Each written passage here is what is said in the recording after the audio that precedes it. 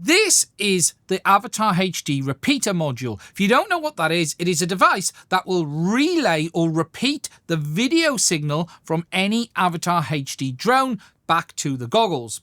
A device like this is designed to allow you to either fly further than you may normally, but also fly in places where you either may not be able to maintain visual line of sight, or you have areas that your signal is sketchy, but you can place this so where you are and your drone is are both within line of sight. Whilst this will relay the video signal, what this won't do is relay your control signal. And what we're going to do today is walk you through the process of also building a repeater or relay for ExpressLRS. Now, I'm doing this because I'm going to be reviewing this, but I need a relay for ExpressLRS as well. So I thought I'd make a video on how to do that. And what that will allow you to do is, like this, relay your signal across ExpressLRS to again be able to maintain signal in situations either at long range or where the signal would usually drop. Now, before we get into this, I just want to say this video hasn't been sponsored by anyone. I wasn't asked to make it. It's simply me making this as part of needing to review this. However, I do want to say if you're interested in supporting the ExpressLRS project, because this would not be possible without the amazing work they've done, please do check out the link to their Open Collective page in the description. There'll also be links to some of the hardware that you see here as well from the likes of Radiomaster and others. But please do consider supporting the ExpressLRS project because they allow us to do amazing things, as you will see here today. Now, when it comes to building your relay, it's actually fairly straightforward. You simply need a receiver and a transmitter module. You can actually do it with two receivers and program one of them to be a transmitter, but the best way is to use a receiver and a TX, and that way you're simply connecting them together to relay the signal between the parts of the system. Now, when it comes to band allocation, there are a couple of things you need to be aware of. This quad here is on 2.4 gigs, and most of my quads are using ExpressLRS 2.4 gigs as standard. You can make your relay work on the same band. So for instance, your transmitter on 2.4, 2.4 receiver, 2.4 transmitter, and 2.4 receiver. However, that isn't the best way of doing it. Whilst technically you can do that, one thing you do need to be careful of is if you were to do it on the same band, you need to make sure that each part of the system has a separate binding phrase. So for instance, the transmitter to receiver has one binding phrase. This transmitter to the receiver on your drone has a separate binding phrase. You cannot have them all on the same binding phrase and the same band. It is not a mesh network system, and if it was all on the same, it would just confuse itself. The best way, though, is to separate the bands, and that's what we're going to do here today. We're going to go from 868-900 on the GX12 to one of the new XR receivers on 868-900, and then we're going to retransmit on 2.4 gigs out to my drone. I've chosen to do it this way because pretty much all of my drones are on 2.4 gigs, and this means this relay will be compatible with all of them. Now, when it comes to the best way of doing this with regards to long range, the dev team at ExpressLRS recommended that you should use 2.4 gigahertz from your radio to your relay, and then use 868-900 from your relay to your drone. I'm not doing a long range setup here, and I want to use this with multiple aircraft that are already set up on 2.4 gigs, so I'm going to do it the opposite way around. However, from a long range perspective, they recommend you do it that way to make sure that you get the best possible results. Now, when it comes to the choice of hardware to use, receiver-wise, you can use pretty much any ExpressLRS receiver. There's really no limitations. When it comes to the transmitter modules, though, there are a few things that can make your life easier.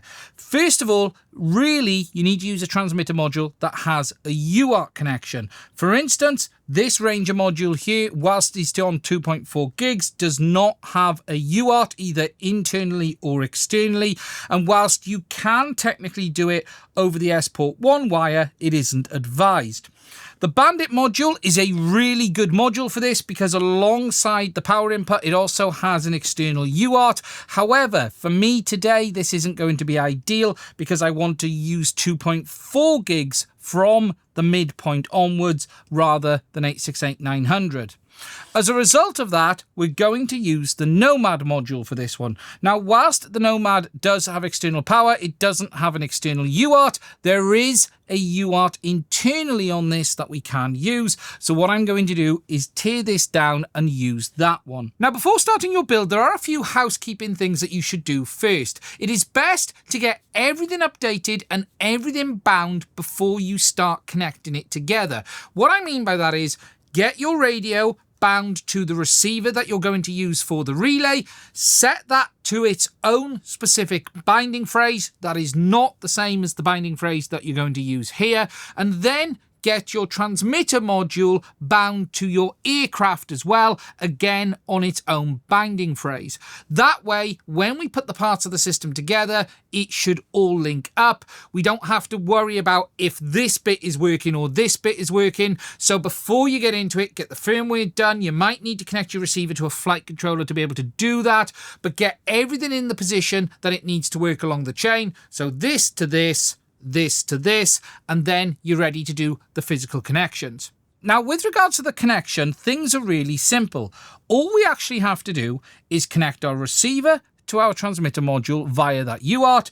The receive on the receiver goes to the transmit on the UART, and the transmit on the receiver goes to the receive on the module. One thing to note though, whilst you connect them simply like that, you will need to provide a back power source for your receiver, because whilst this module has a voltage input rating of 6 to 16.8 volt, this receiver does not. This will only allow up to a 5 volt input. So what you're going to need to do is make sure that you've got a back for your receiver. Now, for today's video, I'm not actually going to use this XR4 you see here. Instead, I'm going to use this XR1. This is still a dual band capable receiver, but I'm going to use the single antenna version because there's no need for me to use the dual one. Now, what I need to do next is wire this up to this transmitter module. I'm going to tear this down and connect to the UART inside. I'm going to go away and do that, and then I'll show you the outcome of that rather than walking you through the process step by step. If you were going to use the Bandit for the midpoint, you've got your UART port down there. That's nice and easy to use. However, for this one, I'm going to use the Nomad. Now, I've taken the back off the Nomad module, and down this side here, you will see that there are some pads, and this is our UART. We have ground, plus, RX and TX. Now, this is what I'm going to solder to directly. It isn't the easiest thing to get to. What I am going to do is take the module out of this housing. I'll solder onto that and then bring the wires out of the bottom by the USB. So I'll come back and show you that once it's done. There you can now see I've attached the wires to the UART, and the plan is to bring these down here and bring them out by the USB-C port, and then I can connect them to our receiver. Now, the module's all back together. You can see the wires are simply coming out the bottom, and I've made up this harness for connecting to our receiver and our module and power. So what we have is our TX, RX and ground coming out of the Nomad module, going to our ExpressLRS receiver. Really simply, TX on here to RX here, TX on here to RX here, and then a ground. We then have power for our receiver coming from this little 5 volt back, but I then also have a little XT30 here that is going all the way down straight to the XT60 to power the module of battery voltage. So our receiver is on the 5 volt back, our module is on direct battery voltage. Now, the next thing we need to do is some configuration on both our receiver and our transmitter module. Now, the best way to do this on the transmitter is plugging it into a radio. We'll do the configuration on that first, and then we will hop over to the configuration on the receiver. Now, if your transmitter module had a display, you would actually be able to kick it into Wi-Fi mode from here without connecting it to a radio and then make the changes. However, this module doesn't have a display, so as a result of that, I'm going to kick it into Wi-Fi via my radio. So it's simply a task of plugging it in, powering it up just like you would normally. I should have it in a mode already that will kick the module in. There we go. We can see it's powering up. And then just going to go into the ExpressLRS Lua script, we're then going to go down and we're going to configure the module and then kick it into Wi-Fi. Now, the reason we're going to configure the module here is because this will stick in the module settings. There is still some things that we need to do in the Wi-Fi configuration, but if we do the main configuration here, this will be stored in the module as well. So for instance, I'm going to set the packet rate and I'm going to set the antenna mode. So I'm going to set this to antenna 1 only because I don't need it to use both antennas. And I'm going to set it to use the 250 Hertz 2.4 gigs mode. That way, that will be what I communicate between this module and my drone with. Remember, this configuration here is the configuration from the relay transmitter module to your drone. One thing I was asked to mention by the ExpressLRS dev team is when you are doing your transmitter module configuration on the relay, make sure that you were on model match ID 0. When you power up your module without a radio connected, it will default to the settings on model match 0. So when you're configuring the RF output and the packet rates, make sure it was on model 0 that you did it on, because that's what it will use on boot.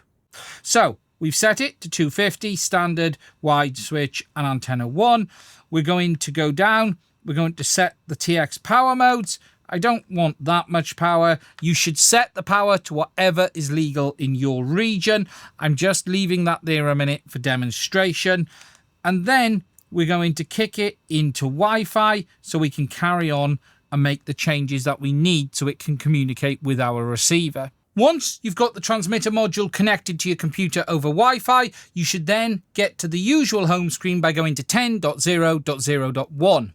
Once we've done that, we need to go to the configuration page, and you get to this by typing in 10.0.0.1/hardware.html. Now this will take us to the main hardware settings page for this transmitter module. Now what we need to change is the CRIFS serial pin setting. At the moment it is set to 4 and 4 as standard because that is the pin that is used for connecting over the S-port 1 wire.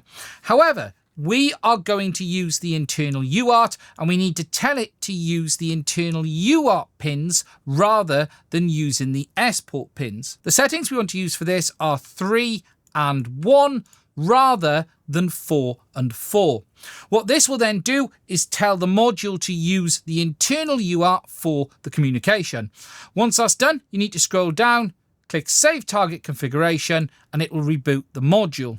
Now, one thing to note, once you've done this, that module will no longer communicate with this radio via the standard port. It is now only going to communicate via these wires underneath. Now, if you did this and you didn't want to use this anymore and you wanted to go back to the way it was, you could simply reflash this with the ExpressLRS configurator, making sure that you overwrite the settings, and that then would set it back to the factory settings. It's a lot easier to do if you have a radio module that does have a screen, because you can kick it into Wi-Fi with that screen and then configure it manually.